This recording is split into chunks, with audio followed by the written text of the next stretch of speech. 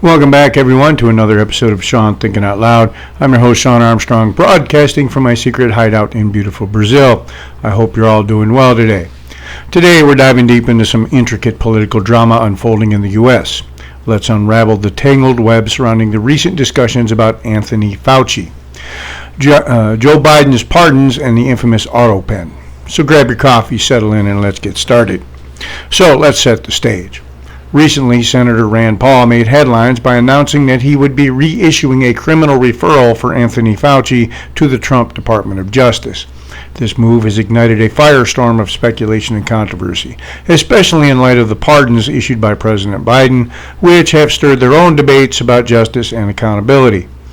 The backdrop to this unfolding drama is filled with heightened political tensions and lingering frustrations over the pandemic response, as Fauci has been a polarizing figure since the onset of COVID-19.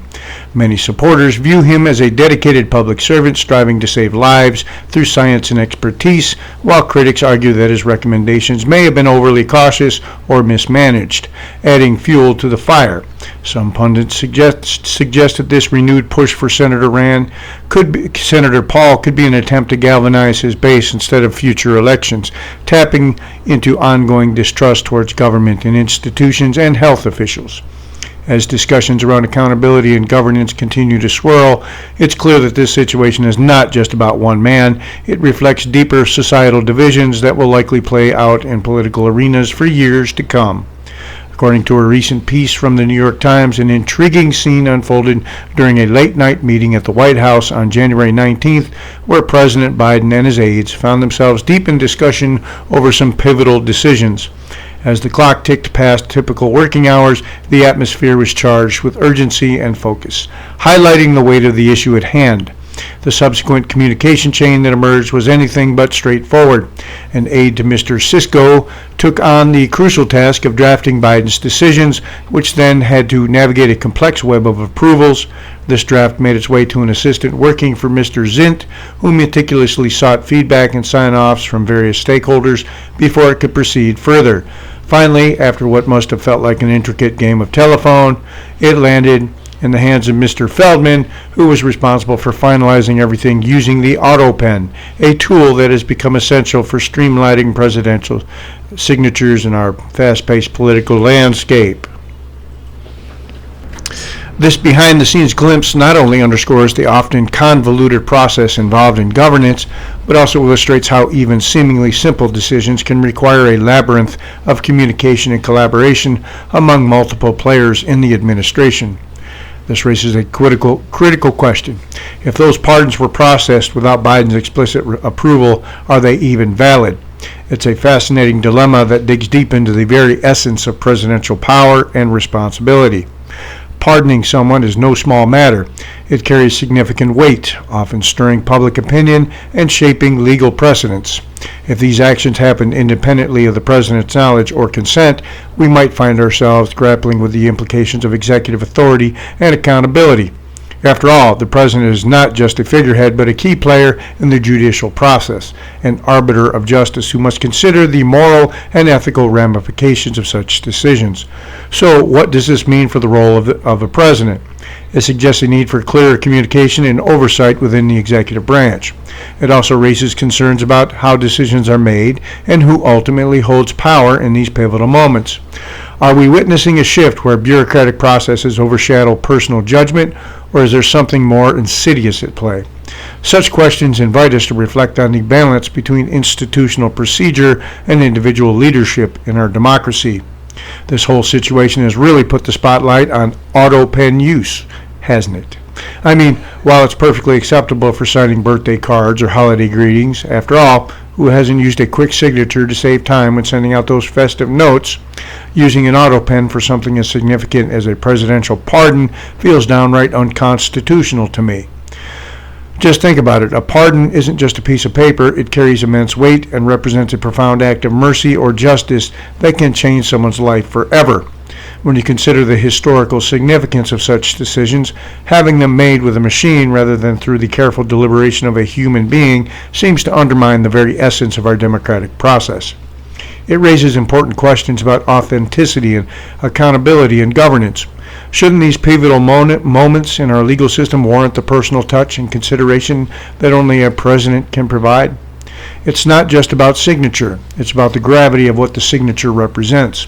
So, when we see Autopens used in this context, it feels like we're skimming over something deeply meaningful, something that deserves our utmost respect and attention.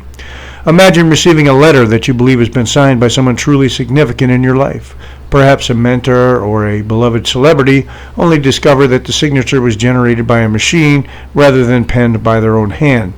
It's a letdown, isn't it? That's precisely the essence of what's happening with these pardons. They strip away the value and authenticity that makes such gestures meaningful. Much like an autographed baseball that isn't really signed by the player, but instead bears a facsimile of their signature. These machine-generated pardons lack the personal touch and genuine intent that we so deeply cherish. When we think about the impact of a pardon, often a symbol of forgiveness or second chances, it feels hollow when it's devoid of human connection. The very act of receiving something that should carry weight is diminished. It becomes just another piece of paper instead of a heartfelt gesture. This mechanization can lead to feelings of disillusionment and skepticism towards systems that are supposed to uphold justice and compassion.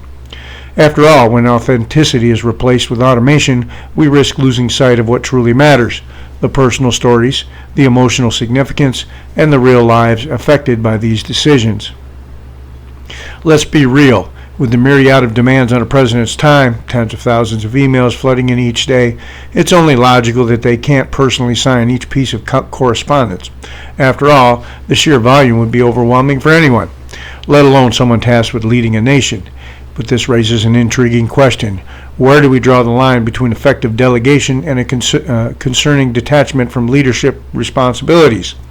If the president feels empowered to hand off such a critical function to staffers, what does that imply about their connection to the very issues that matter to citizens? It begs us to consider the nature of leadership itself. Is it merely about making decisions from a distance, or is it also about being engaged and accountable at a personal level? For instance, when important policies or heartfelt letters go unsigned by the individual at the helm, does it dilute their impact or create an impression of indifference? As we navigate these complexities, it becomes essential to reflect on how much personal touch we expect from our leaders and what it means for our democratic engagement. After all, in an age where accessibility and transparency are paramount, how much responsibility should fall on those in power to maintain that vital connection with the public? And this is where I find myself feeling a bit cynical. While Rand Paul is pushing for accountability regarding Fauci's alleged lies to Congress, I can't shake the feeling that any real repercussion will fall flat, much like so many political promises before. It's hard not to feel disillusioned when history shows us that these high-profile inquiries often turn into little more than theatrical displays designed to appease public outrage rather than deliver genuine justice. Take, for instance, the numerous congressional hearings that have taken place over the years. How many of them led to tangible outcomes? We see politicians waving their arms passionately, making bold statements about accountability, only to watch as these statements dissolve into nothingness once the spotlight fades.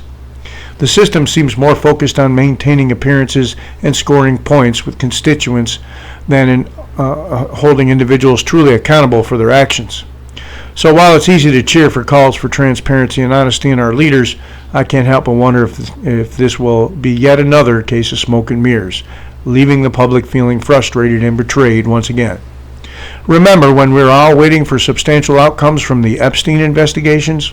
It felt like we were on the edge of our seats, hoping for justice and accountability to finally shine through. But as time went on, it becomes painfully clear that there's a recurring pattern in these high-profile cases. Overpromise and underdeliver.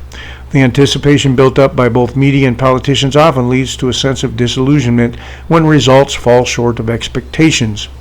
It begs the question, can anyone really name a time when Republicans, or any political party for that matter, underpromised and then overperformed?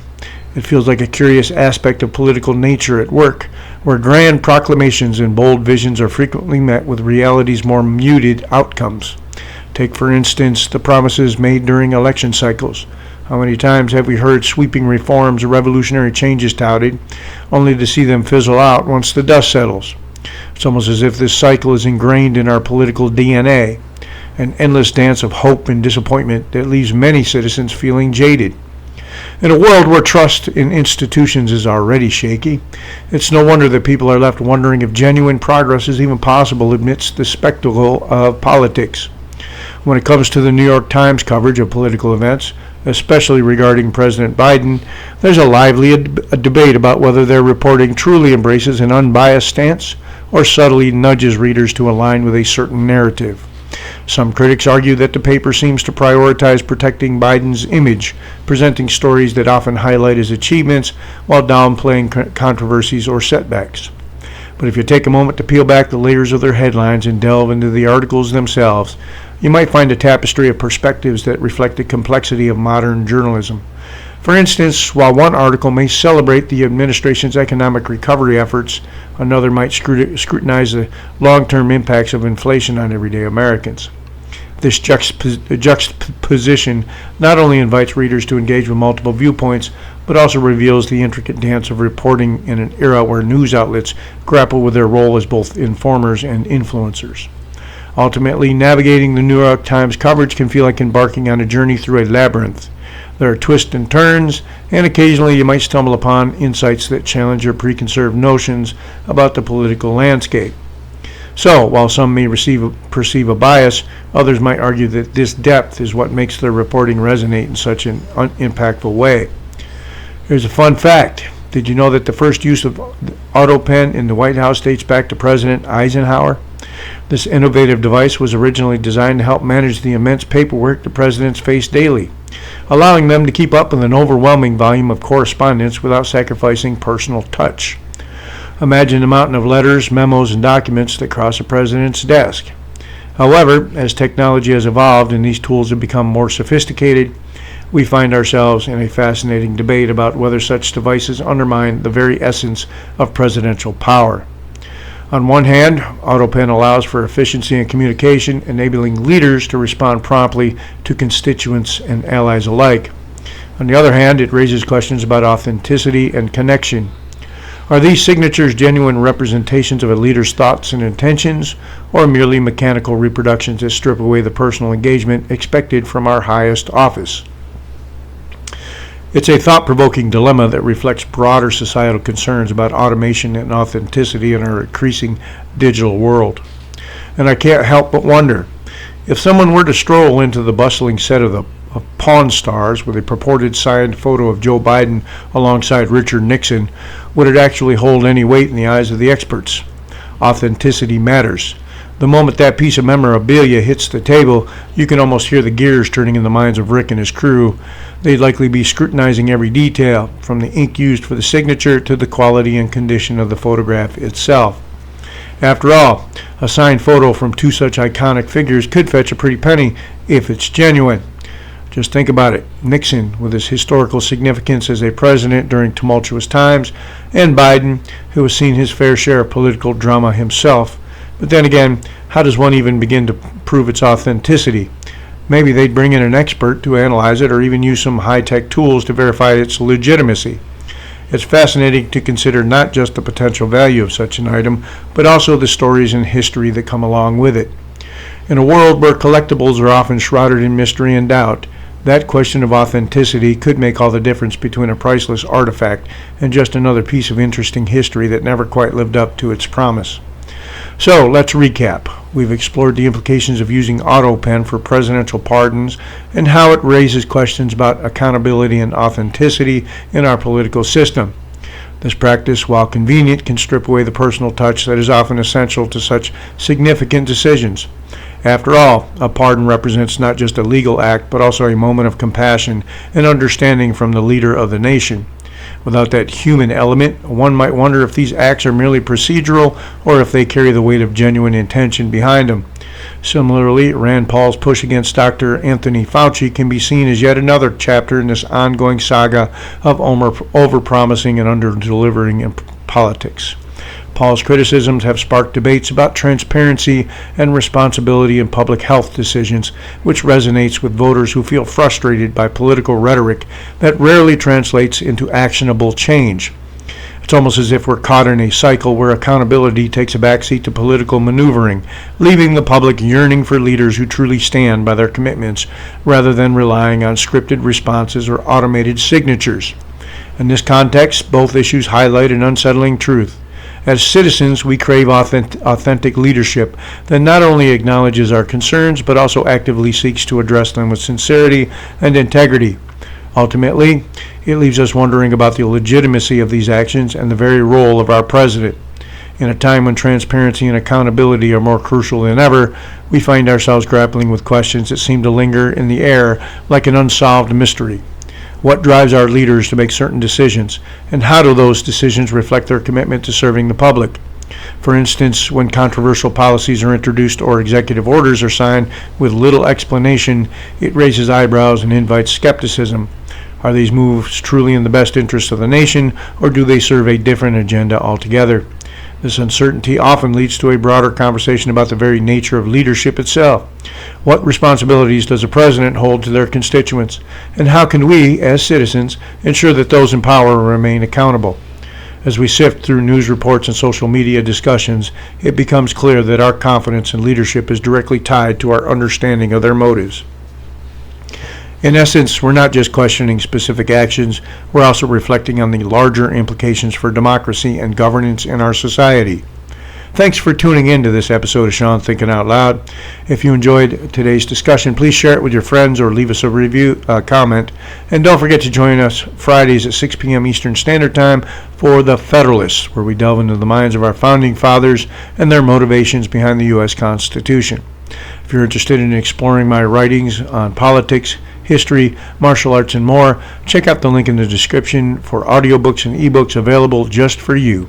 Until next time, keep questioning and keep thinking out loud.